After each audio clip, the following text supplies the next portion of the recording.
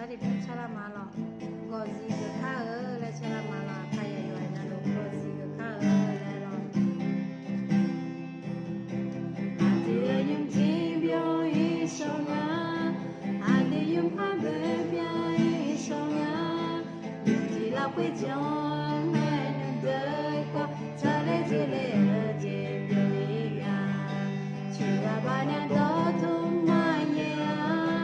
ya ga ba na sa ba ma ta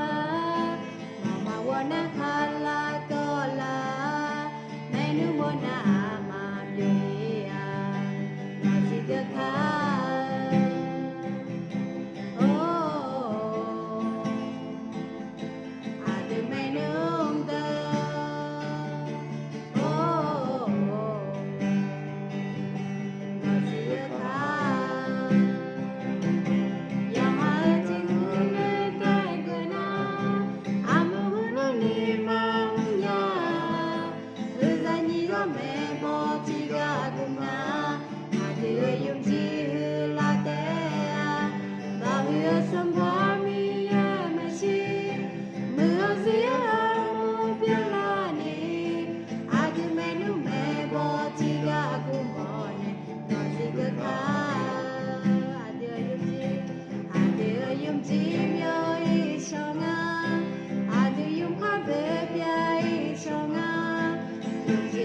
cho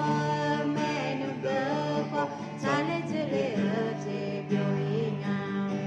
chú à bà nè đó tu ma ye cả gà bà nè xa bà ma ta mama wa nè khá la có la mẹ nụ wa nè mà biểu ý nói gì cơ khá